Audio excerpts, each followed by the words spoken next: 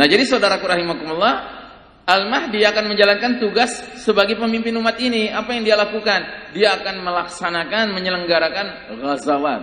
Apa itu ghazawat? Peperangan-peperangan. Kok gitu, Ustaz? Karena Al-Mahdi ini kan pengikut Nabi Muhammad SAW. Sedangkan Nabi kita waktu di Madinah setelah hijrah dari Mekah juga menyelenggarakan ghazawat, Pak. Ada perang Badar, ada perang Uhud, ada perang Hunain, ada perang Tabuk, ya kan? Banyak peperangan dikerjakan oleh Nabi dan para sahabat. Makanya dikatakan bahwa cara berjuang Islam itu pilarnya 3 intinya, Pak. Iman, hijrah, jihad. Intinya 3 ini, Pak, pilarnya. Jadi kita iman, kita kokohkan iman, sekalipun kita sedang dipimpin orang-orang kafir, kita nggak mau tawar-menawar. Pokoknya Allah dan Rasulnya harga mati, ya gitu ya.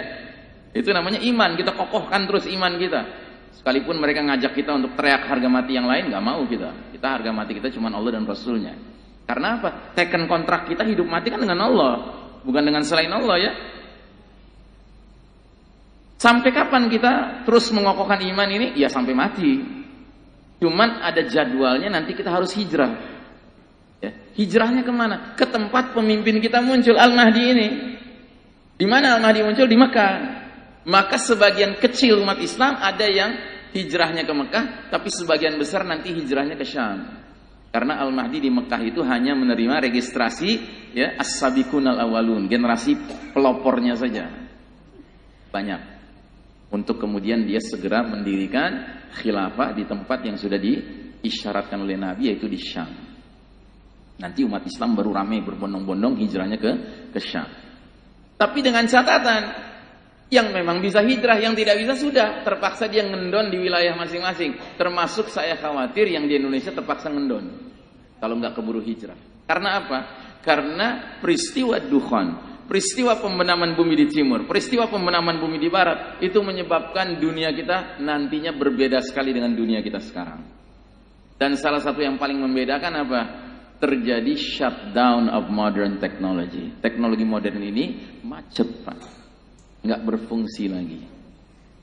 Dalilnya apa? Dalilnya hadis riwayat Muslim yang berbunyi wa'udtum min haitsu bada'tum wa'udtum min haitsu bada'tum wa'udtum min haitsu bada'tum. Kalian akan kembali kepada kondisi seperti sedia kala. Kalian akan kembali kepada kondisi seperti sedia kala. Kalian akan kembali kepada kondisi seperti sedia kala, ya. Ini diterangkan dalam hadis riwayat Muslim, ya. Kita lihat hadisnya. Waktu Nabi menyampaikan hadis ini, para sahabat nggak ngerti, Pak. Kenapa nggak ngerti? Karena para sahabat nggak ada yang pernah pakai komputer, nggak ada yang pernah pakai handphone, nggak ada yang mengalami listrik, AC, mobil, motor, pesawat udara, ya. Tapi para sahabat meneruskan hadis ini, generasi demi generasi demi generasi, sampai ke kita sekarang, di era teknologi canggih sekarang ini. Nah, kita mengkaji hadis ini, kita bisa ngerti, oh, ada isyarat dari Nabi, suatu ketika teknologi canggih ini selesai, nggak bisa dipakai lagi. Kapan itu terjadi? Ketika Dukhan terjadi. Dukhan itu, kabut asap itu sebabnya apa? Jatuhnya bongkahan-bongkahan batu dari langit. Dalam hadis disebutnya bintang berekor. Kalau dalam bahasa modernnya disebut apa, Pak? Meteor, ya, menabrak planet bumi. Karena meteor itu yang akan menabrak planet bumi menurut ilmuwan NASA, ahli astronomi, katanya akan ada meteor yang pecah nabrak planet bumi kita ini yang dilapisi oleh atmosfer. Nah, pecahannya itu, Pak, itu ada yang tetap menabrak daratan, ukurannya bisa garis tengahnya 2 km, Pak. Bayangkan batu garis tengahnya 2 km, bergerak dengan kecepatan puluhan ribu kilometer per jam, nabrak daratan. Ya tentunya menimbulkan kepulan asap kayak bom nuklir meledak. Cuman berlipat-lipat kali dari bom nuklir. Makanya kabut asapnya yang berbentuk cendawan itu akan terus meluas sampai apa? Sampai menyelimuti planet kita 40 hari 40 malam, kata Nabi kita. Dahsyat itu peristiwa. Nah, gesekan batu besar itu dengan udara itu menimbulkan induksi, ya. Induksi besar-besaran itu menyebabkan EMP, kata orang barat, electromagnetic pulse, yang maknanya semua barang-barang kelistrikan tidak bisa berguna lagi. Bahkan tumbukan ke daratan, ke tanah, batu besar itu menurut ahli fisika bisa sampai merubah sifat zat-zat tertentu. Contohnya apa? Besi berubah jadi lengket nanti. Makanya semua instrumen yang terbuat dari bahan besi yang sedikit rumit saja tidak bisa dipakai lagi. Contohnya sepeda. Rantainya besi, gearnya besi, lengket dia nggak bisa dipakai. Bedil, pelatupnya besi, pelurunya besi, nggak bisa dipakai lagi. Jadi dengan kata lain, kita akan kembali ke kondisi seperti zaman Nabi lagi. Makanya hadis-hadis tentang peperangan yang dipimpin Al-Mahdi nanti mengisyaratkan alat senjatanya adalah pedang, tombak, panah, berkuda, ya kan? Seperti itu. Dan saudaraku rahimakumullah, penulis kitab tadi, Syekh Mubayyad, berpendapat bahwa macetnya teknologi canggih tidak buruk bagi umat Islam, malah bagus buat umat Islam. Karena apa?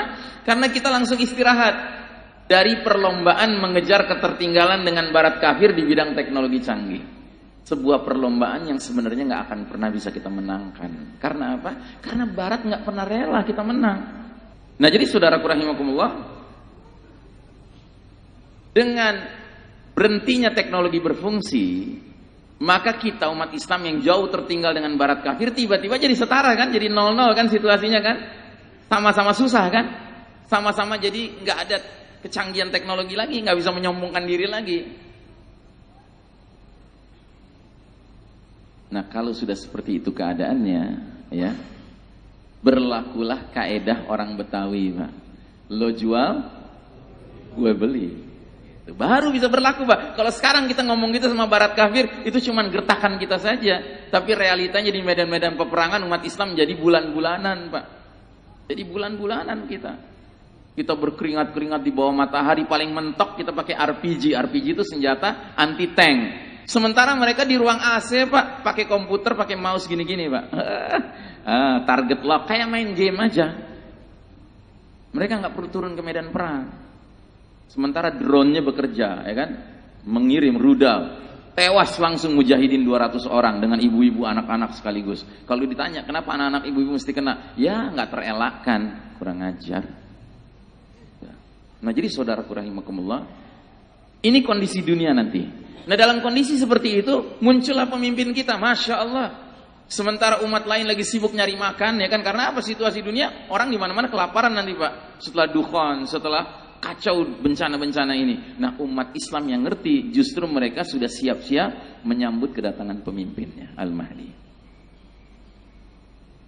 Masya Allah. Nah, Al-Mahdi kemudian akan memimpin kita, membebaskan lebih banyak lagi negeri demi negeri untuk menegakkan kalimatullah al-ulya. Sampai berapa lama? Sampai sekitar 7 tahun. Sebelum 7 tahun itu, ya, Allah takdirkan Dajjal keluar.